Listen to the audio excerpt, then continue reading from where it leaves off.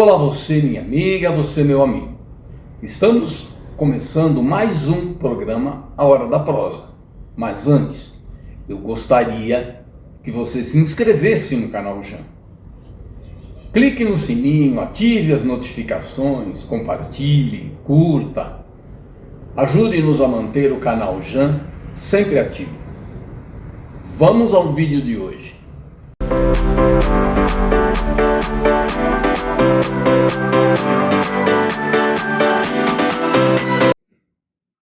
Alô, você amiga, você amigo do programa Hora da Prosa. Estamos começando mais um episódio, desta vez entrevistando essa moça aqui, que é uma militante do movimento de mulheres, principalmente. Ela já foi do movimento sindical, presidiu o sindicato de servidores, ela tem uma vasta experiência em movimentos populares. Estou falando, e atualmente ela é vice-presidenta do diretório do PT da cidade de Santo André. Fátima Carvalho, conte aqui para os nossos internautas, nossos telespectadores, quem é você e o que você andou fazendo por aí até chegar aqui, Fátima.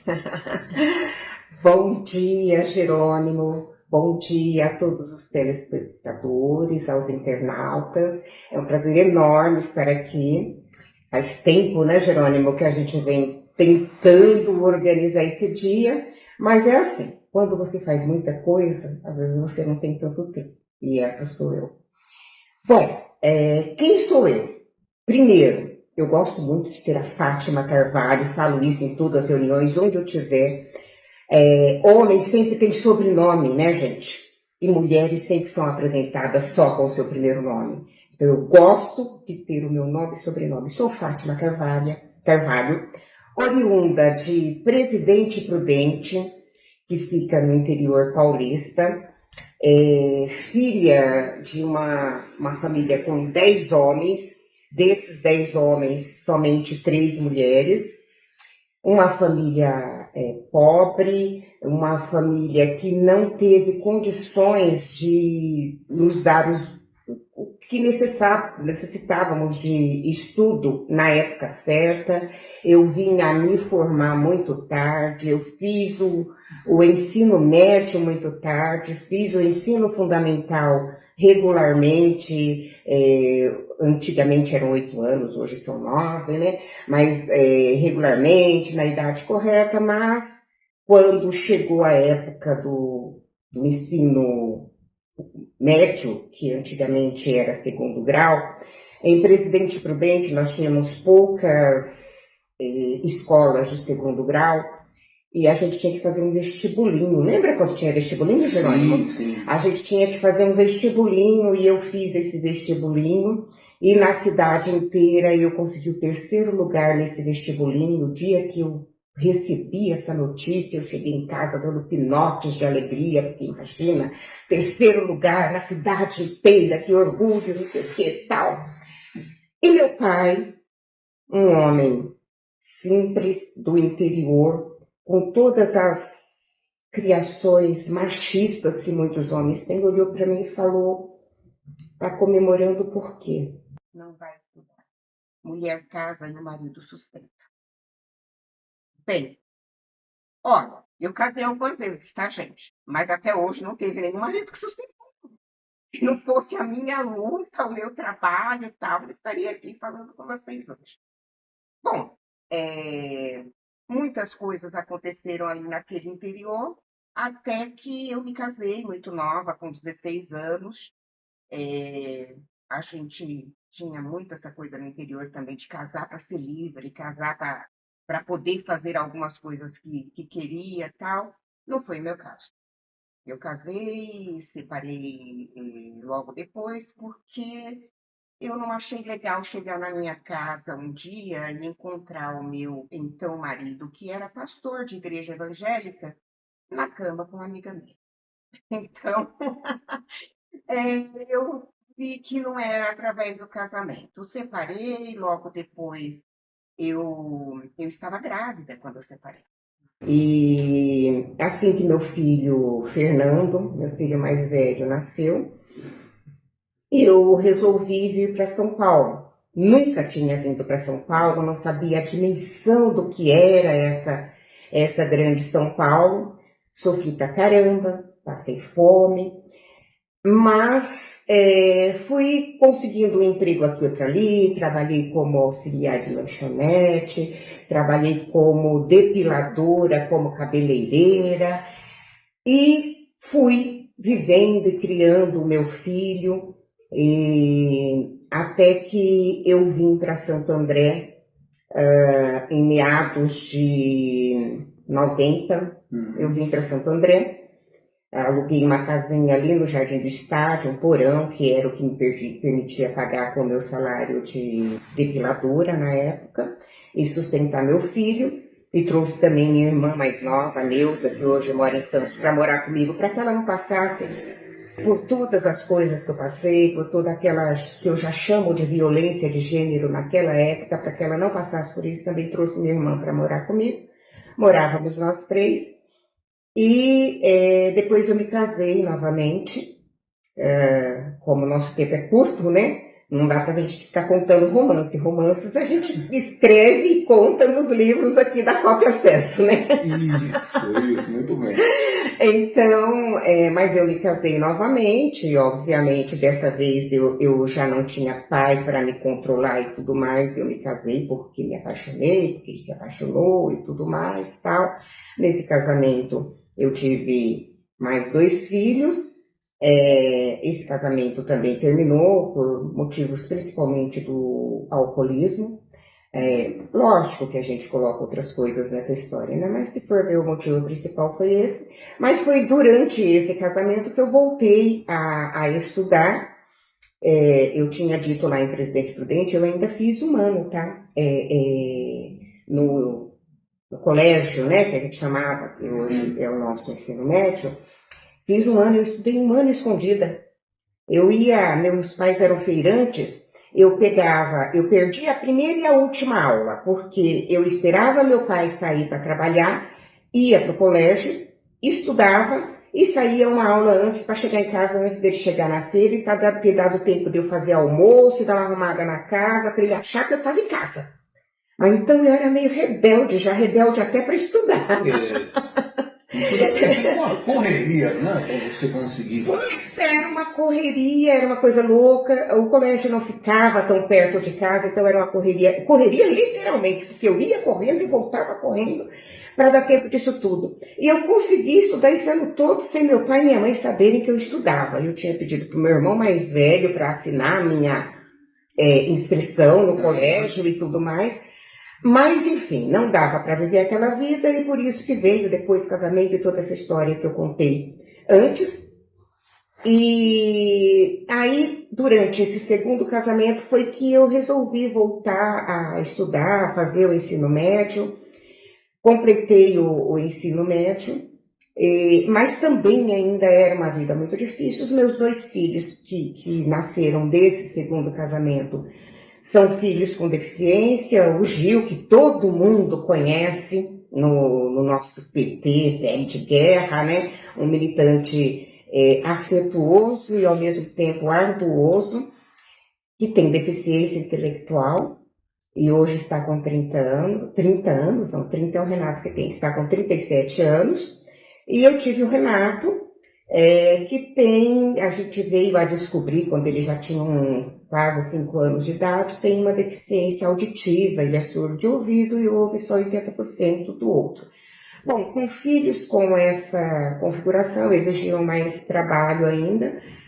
Não deu para pensar em ainda nessa época fazer o vestibular e fazer o curso superior. Mas deu para entender que meus filhos precisavam ter onde morar e que eu morava de aluguel e que o meu, então, marido não se preocupava muito com isso, porque se precisasse morar, tinha um lugar para fazer uma casinha lá no terreno que a mãe dele morava, tal, e eu já entendia que a gente precisava ter a nossa casa própria. Foi assim que eu ingressei no movimento de moradia. E ingressando no movimento de moradia, nós construímos uma cooperativa, que é a Cooperativa Habitacional dos Servidores Públicos Municipais de Santo André, que a gente denomina Servicop. Nessa cooperativa, nós construímos 460 moradias, uma delas é onde eu moro hoje. Mas veja, a gente também teve moradia, a gente deu moradia para um monte de gente e ajudamos a construir o nosso primeiro plano diretor, ajudamos a construir o Estatuto das Cidades, que é uma lei federal, ajudamos muitos outros movimentos trabalhando no movimento de habitação. Dentro do movimento de habitação, também conheci o movimento sindical. Me apaixonei pela luta, enfim, de fato, luta de classes e por quem realizava essa luta de classes. E pouco tempo depois que conheci o movimento sindical, fui convidada a disputar uma direção de sindicato. A primeira disputa que eu fiz, eu já fui eleita, junto, obviamente, com toda a diretoria também. Nessa direção, eu fui tesoureira e a gente teve... Até hoje, os sindicatos costumam dizer, as direções de sindicato costumam dizer que a sua gestão foi a que conseguiu a maior luta, mas foi a maior reposição salarial da nossa categoria, que foi de 14%, foi conseguida 14% de reposição salarial, entre outras conquistas, foi conseguido nessa gestão que eu fiz. Mas eu não concordava muito com o que era toda aquela direção. Na eleição seguinte, eu disputei com uma chapa própria, tal, perdi essa e mais 2 eleições. Fui ganhar numa terceira que eu disputei já em 2010. E nessa eleição, eu fui a presidenta do sindicato, onde nós tivemos também muitos avanços. E nós começamos a discutir de fato as pautas sociais da categoria. Porque não adianta você ter só salário, você tem que ter condição de vida decente. E foi isso que a gente lutou, foi isso que a gente conquistou, não tudo, porque o patrão é mais forte sempre. É ruim falar isso, mas é verdadeiro. Mas nós tivemos muitas conquistas nesse período também. Foi nesse período que a gente conseguiu inserir, de fato, a política habitacional dentro das discussões com o governo, entendendo como importante também para a categoria servidor público. Foi onde nós conseguimos também fortalecer, já tínhamos inserido no primeiro mandato que eu fiz, mas fortalecer a discussão de que mães e pais, que hoje nós chamamos de atípico, mas naquela época nós só chamávamos como mães e pais de filhos com deficiência, né? Mas conseguimos conquistas para essas mães e esses pais também, e outras conquistas sociais, culturais e tudo mais, né? Eu tenho muito orgulho dessa trajetória. Você entra para o movimento sindical dos servidores e você atravessou, como funcionária pública, você passou por governos do PT, com o Celso Daniel, do PTB com o Brandão, e depois de novo com o PTB com o Aidan, aí voltou com o PT no governo Grana, enfim, você passou por todos esses governos de Santo André. Essa tua luta, em que momento ou em qual desses governos a luta foi mais frutífera? Onde foi melhor? Onde o movimento conseguiu atuar melhor na cidade? Olha, a gente teve algumas lutas complicadas, né? Porque quando o Celso Daniel assumiu o primeiro governo em Santo André, eu acho que eu nasci militante de esquerda sem saber, tá? eu não sabia que eu era, mas eu já era. Né? Eu me lembro, só voltando um pouquinho, quando eu morava em Presidente Prudente, eu me lembro que eu ouvi pelo rádio, porque na minha casa não tinha televisão, meus pais eram evangélicos e de uma religião que eu não vou falar o nome aqui, porque eu conheço outras pessoas dessa denominação hoje que não são exatamente como meu pai era. Então, em respeito aos companheiros e companheiras evangélicas, eu não vou fazer isso, mas que achava que tudo era pecado, inclusive ter TV em casa. Então, tinha um rádio que só passava notícia, porque ouvir música também era pecado. Ah, e ler livro também era pecado, só podia ler a Bíblia. Então, não admira a minha toda a emoção, expectativa por estudar, ler, escrever e tudo mais, tendo sido impedida, porque, como dizem, tudo que é proibido é mais gostoso. Então, tudo isso que me era proibido, hoje eu gosto muito. E eu ouvi no rádio, lá em Presidente Prudente, a formação do PT, do Partido dos Trabalhadores, e que hoje eu não ouso dizer Partido dos Trabalhadores, mas sim Partido dos Trabalhadores e das Trabalhadoras, né? Mas na época era um outro momento histórico, e eu ouvi falar daquilo, e eu tinha, se não me falha a memória, 14 anos, e eu falava, um dia eu vou ser desse partido. Não conhecia, lá em Presidente Prudente não tinha, inclusive até hoje é meio problemático, como em todo o interior, tenho companheiros valorosos lá, mas é complicado. Eu ouvi isso. E, voltando para a pergunta que você me fez, eu entrei na prefeitura, fazia um ano do governo Celso Daniel, e ele tinha pego esse governo das mãos do Brandão. Ele ganhou as eleições do Brandão, e naquela época nós não tínhamos lei de responsabilidade fiscal. Então, quando o Brandão sai da prefeitura, ele deixou um presente para o Celso Daniel, para o governo do PT. Deixou uma reposição salarial que a prefeitura não tinha condição de pagar, que era de 6,25, era pouco, mas não tinha condição de pagar na época. E o Celso Daniel pega essa prefeitura, tendo que administrar, e com uma lei já aprovada na Câmara Municipal de que tinha que dar esse reajuste e não tinha dinheiro em caixa. E aí teve toda uma movimentação do governo municipal de ver de onde que ia poder diminuir o recurso para poder pagar esses 6,25. Começou com a educação, eu lembro bem, foi muito difícil para os profissionais da educação, eu sempre fui profissional da cultura. Atenção, escritoras e escritores, se você escreveu, seu material está engavetado e você não sabe como publicar, venha para a editora Coop Acesso. A editora Coop Acesso vai transformar o seu original num belo livro. Entre em contato conosco. 11 97598 0075. Pelos profissionais da educação, e para chegar a esse 6,25 teria que diminuir, se não me falha a memória, porque o tempo prega peça na gente, se não me falha a memória, teria que diminuir dos profissionais da educação próximo de 25% de salário com redução de carga horária também. O que afetaria, além dos próprios profissionais, afetaria também toda a população, né, os alunos e tudo mais. A população, então,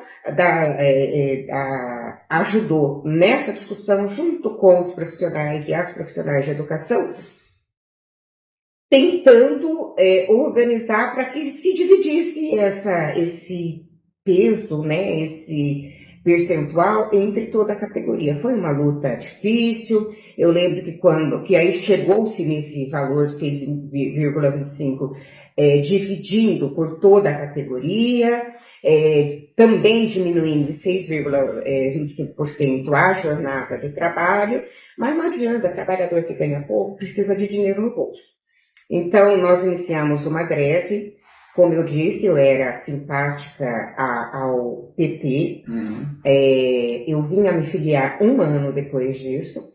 Eu era simpática ao PT, mas eu entendia que eu tinha que lutar ao lado dos trabalhadores e das trabalhadoras. Então, eu entrei nessa luta antes, fizemos greve, fizemos várias discussões e tudo mais, mas perdemos. Perdemos, e aí nós tivemos a nossa redução de carga horária e salário, que perdurou por muitos anos. Quando eu assumi o sindicato, a minha primeira gestão ainda tinha essa redução de salário, ela veio nós conseguimos ganhar na justiça por um erro que até falo hoje de vírgula, da forma como foi mandada essa lei para a Câmara.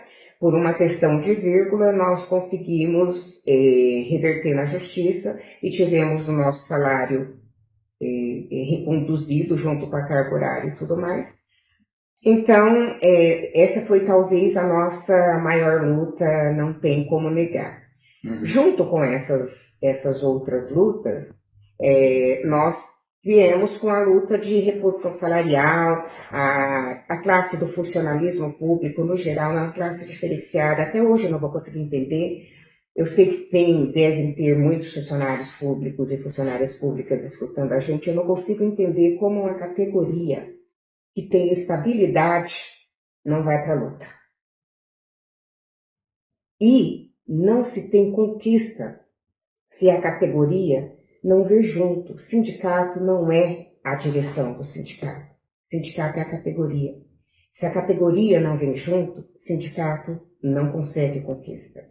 Você me perguntou também quais foram os ganhos. Bom, eu já tinha falado antes, nós tivemos no governo do PT, do Celso Daniel, a nossa maior reposição salarial da nossa história, foi no governo do Celso Daniel.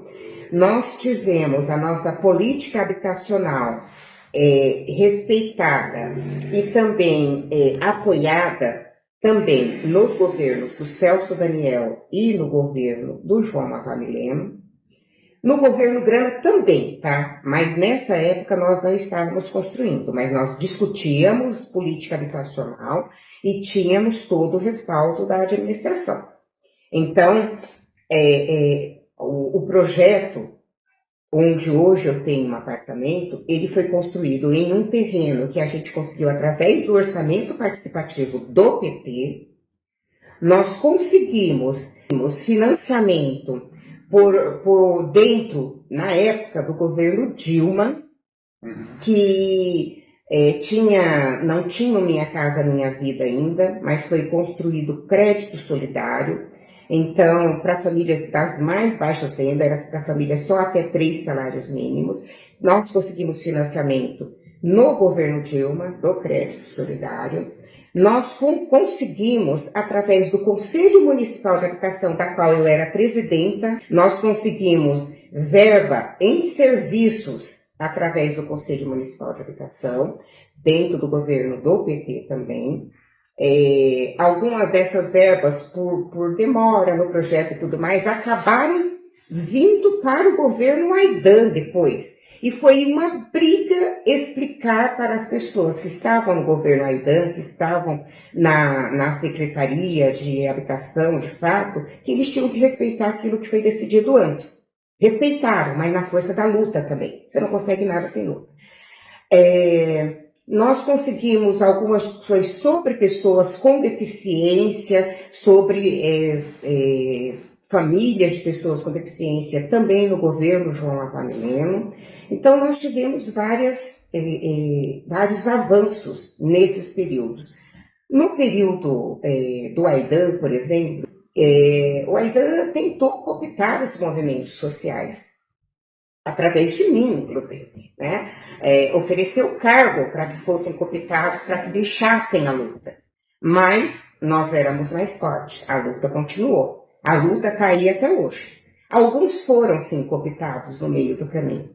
Porque trabalhador, quando precisa de dinheiro na mesa, às vezes ele acaba esquecendo a luta maior, infelizmente. É uma minoria, mas também existe.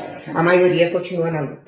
Sim. Por falar em luta, Fátima, você, além dessa luta sindical, você também tem uma atuação política na cidade já há bastante tempo.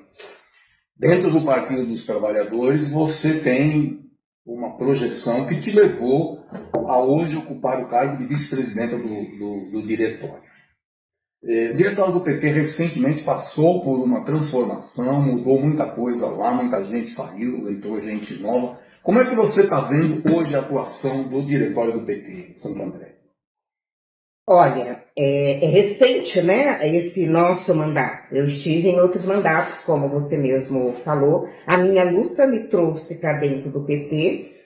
A minha luta dentro do movimento da pessoa com deficiência, dentro do movimento de moradia sindical e a minha luta dentro do movimento de mulheres consolidou o espaço que eu ocupo hoje dentro do PT de Santo André. Mas a luta, como eu falei agora há pouco no movimento sindical, não se faz sozinho, né? Então eu tive muitas companheiras e companheiros que fazem parte da minha trajetória, que trajetaram junto comigo também e que entenderam que nesse momento, junto ao nosso presidente Eric, fosse a melhor pessoa, o melhor nome para ajudar a conduzir o PT de Santo André. E tem sido uma coisa muito prazerosa, porque nós tivemos na história do PT apenas 3 vice-presidentas. Eu nunca gosto de falar como as pessoas, apenas uma arquiteta mulher, uma vice-presidenta mulher, porque isso é você já desfazer o papel da mulher, né? Mas nós tivemos apenas 3 vice-presidentas mulher, uma delas, que foi a Cristina Pectol, assumiu durante algum tempo também a presidência, porque o João Mortamileno era o presidente e foi eleito prefeito, então a Cristina assumiu durante algum tempo, e a gente não pode esquecer a nossa história. Cristina Pectol não está no PT hoje, mas ela é uma parte importante da nossa história. E nós tivemos no mandato passado a Lígia Alves, como vice-presidenta também do PT, faz parte da nossa história também, mas infelizmente, tanto na sociedade quanto no partido político, a maioria que está na direção ainda são homens. E se você não tem companheiros comprometidos com a causa feminina e feminista, as mulheres não avançam nesses espaços. A luta pela igualdade de gênero, ela não é só das mulheres, ela é de mulheres e homens. E os nossos companheiros, eu vou falar do nosso presidente Eric Jerônimo, por quem eu tenho uma admiração muito grande. Eu costumo dizer para ele que nós não éramos amigos antes da nossa eleição, né, do PT, do nosso PED. Inclusive, nós éramos de chapas diferentes, disputamos um contra o outro, mas que na gestão do PT a gente se tornou não só presidente, vice-presidenta e executiva do partido, como junto com você, junto com outras pessoas, inclusive, mas nos tornamos amigos, e isso é muito importante dentro do movimento, porque a amizade exige também uma forma de respeito especial, e a gente tem isso.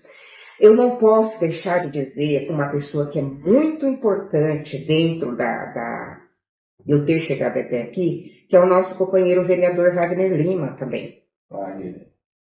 O Wagner, quando a gente estava para montar a nossa executiva, ele falou: Fátima, a vice-presidenta tem que ser mulher e tem que ser você, porque a gente acredita na sua luta. Como acreditaram na minha luta, como me lançaram, eu era pré-candidata à presidenta antes da gente vir para a disputa e tudo mais, e aquelas discussões todas que a gente fala, vamos abrir mão daqui para avançar ali e tudo mais. E quem acreditou muito também na minha força, que acreditou muito na minha luta, foi a Denise Zironte, uma companheira muito valorosa, e que se eu tiver que falar de mulher forte dentro desse partido, a Denise é um dos primeiros nomes que eu tenho que falar também. Então, para dizer o quê? A gente não chega aqui sozinho, a gente chega com companheiros e companheiras valorosas. O nosso PT, ele ficou meio estagnado, sim, há algum tempo, não tinha uma visão macro, uma visão de que ninguém é nada sozinho, eu sempre vou falar isso. Tinha uma visão de que uma, duas ou no máximo 3 pessoas decidiam tudo. E hoje nós decidimos tudo dentro de uma executiva que distribui tarefas, que organiza eventos, que organiza situações, que organiza políticas. A gente faz isso de uma forma conjunta. Foi assim que a gente construiu o maior Carna-PT. Foi legal, né, o Carna-PT esse ano? Sim, foi um carnaval de primeira. Nossa, foi muito gostoso. E aí a gente resolveu que ia fazer abadá, que ia fazer copos. E, obviamente, vendemos esses abadás, porque o PT não tinha e continua não tendo recurso financeiro, né? A gente luta pra caramba para conseguir os recursos para manter nossa sede. Então, construímos um Carna-PT muito legal. E foi logo depois da gente ter eleito os nossos setoriais, nossas secretarias. O setorial de cultura deu uma ajuda tremenda, o setorial de juventude deu uma ajuda muito legal, a setorial não, que eu mesma vou me corrigir, a secretaria de juventude, né? Deu uma força muito legal também. As mulheres, a nossa Secretaria de Mulheres nessa época estava ainda com uma certa dificuldade, a Valéria Ortega ainda não tinha assumido, mas as mulheres do PT deram uma força fenomenal, inclusive não posso deixar de lembrar aqui, porque às vezes a gente lembra da Marlene, né, gente? Sim. Que pessoa incrível que é você, Marlene, né? Porque a Marlene é organizada, ela que organiza tudo pra gente, ela é comprometida. A Marlene teve um papel fundamental para que o Carna-PT desse certo também. Ela é quietinha, tá, gente?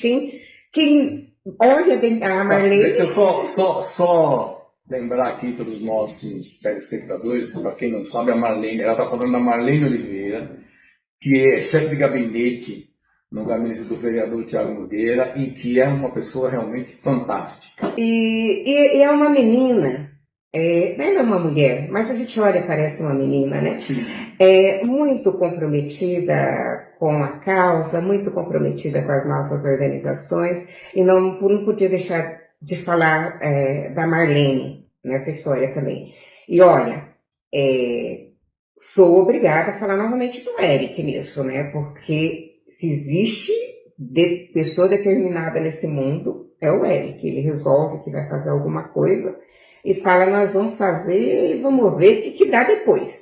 Então, ele acreditou, ainda estou falando do Carna-PT, acreditou no Carna-PT, falou, vou pôr do meu bolso para comprar isso daqui, porque eu sei que a gente vai vender os avatars depois, e vai ser reposto e tudo mais, e vou fazer, e vou atrás, e enfim, e deu certo, e todo mundo elogiou, e falou, e tudo mais. Nossos setoriais, a maioria funciona. Estamos falando da maioria, porque sempre vai acontecer um ou outro que não funciona. A maioria funciona. Mas eu tenho que falar porque é um que eu tenho um amor um pouco mais, eu tenho amor por todos os nossos setoriais e nossas secretarias, mas tenho um amor um pouco mais profundo ainda, porque é a primeira vez que a gente tem em Santo André, e é coordenado por um grande companheiro, que é o Marcon também, o nosso setorial da pessoa da terceira idade, gente, vocês precisam conhecer. Sim. Nossa. Tem funcionado muito. Tem funcionado muito bem, tem feito várias atividades como nós fizemos agora, recentemente, de uma palestra com a doutora Vânia, né? Que fala sobre pessoas idosas que moram sozinhas, então uma palestra bem séria e tudo mais. Mas a semana que vem, se não me falha a memória, vai fazer uma atividade de karaokê com a terceira idade. Que é uma coisa que às vezes as pessoas esquecem. Faz baile da terceira idade, faz oficinas de artesanato da terceira idade, mas colocar as pessoas para mostrarem os seus talentos, às vezes, né? A pessoa idosa também gosta de cantar. A pessoa idosa gosta de dançar e gosta de cantar. E como eu sempre digo, pode desafinar também, porque a gente não é profissional, né? Mas vamos fazer isso. E o setorial também, que inclusive você que coordena, né, Jerônimo? Que é o setorial de combate ao racismo, que também já trouxe uma palestra muito importante aqui e que tem trazido discussões discussões, não só palestras e tudo mais, mas tem trazido discussões, porque não dá para a gente, em pleno século XXI, quando a gente conversa sobre igualdade entre homens e mulheres, não tem como não conversar sobre igualdade racial. Passa da hora, né? Não dá para falar, a gente tem o tal do movimento Red Pill, porque eu não tenho como não falar de mulheres, fala da supremacia branca também, né? Uhum. E outros movimentos. É absurdo. E o Jerônimo, parabéns, tem conduzido assim com muita garra, com muita experiência, eu diria, esse setorial também. Em Secretaria de Mulheres, nós estamos na Secretaria de Juventude, que está aí também com uma garra enorme. Nós temos a Secretaria de Direitos Humanos também. Enfim, conseguimos constituir secretarias da pessoa com deficiência, secretaria não, conseguimos constituir setorial de pessoa com deficiência, setorial interreligioso, que a gente ainda está para alavancar um pouco mais isso. Enfim, nós temos vários setoriais e secretarias que vêm funcionando e que trabalham sempre junto e em conjunto com o diretório, com a executiva, isso funciona. Jerônimo, eu sei que meu tempo está curto, mas eu não posso deixar de dizer aqui que eu sou uma atuante fervorosa do movimento de mulheres, mas também sou do movimento de pessoas com deficiência. Uhum. Né? Não à toa, há 37 anos eu tenho um filho com deficiência. Nesse período todo a gente construiu a CID, Associação pela Cidadania da Pessoa com Deficiência. Trabalhamos com a NANAS através do Esporte ao Alcance de Todos. E agora nós estamos trabalhando com um novo projeto que é do PRONAS, que está dentro do Ministério da Saúde, de empregabilidade para pessoas com deficiência. Eu gostaria de um espaço mais para frente para falar sobre esse projeto específico, porque a gente quer trazer essa boa nova para Santo André e a região. Pessoa com deficiência pode e deve e consegue trabalhar, então a gente quer trazer sobre isso. Eu vou querer que você faça como todo mundo que passa por aqui, que a gente pede para que faça suas considerações finais e deixe uma mensagem para os nossos telespectadores. Qual é a mensagem da Fátima Carvalho? Bom, gente, considerações finais eu tenho que falar da Copa Acesso, tá? Não vai ser sobre mim, mas sobre nós, né? Eu quero agradecer à Copa Acesso, através do Jerônimo, ter nos chamado para essa entrevista. Também é uma iniciativa incrível, né? Uma cooperativa literária, né? É uma iniciativa super bacana que dá voz e ouvidos, vamos dizer, para todo e qualquer escritor. Isso é muito interessante.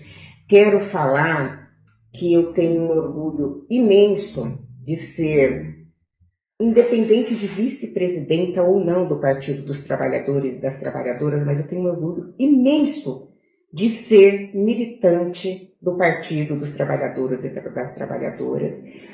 E mais do que orgulho, eu tenho como uma questão de vida ser militante do movimento de mulheres, porque a gente precisa defender a vida. E o que eu queria deixar para isso é que a luta pela igualdade de gênero, ela passa por algumas discussões que a direita até faz, mas ela passa pela família, ela passa pela sociedade. A luta não é só das mulheres. As mulheres precisam lutar porque elas precisam se manter vivas. Mas essa luta tem que ser encampada por homens e mulheres que acreditam numa sociedade mais igual e mais justa. Muito bem, Fátima, te agradeço muito por ter vindo aqui. Foi uma conversa muito boa e eu tenho certeza que nossos telespectadores e telespectadoras vão gostar muito desse programa. Muito obrigado. Muito obrigada, Jerônimo, pelo convite. E o Hora da Prosa volta na próxima semana.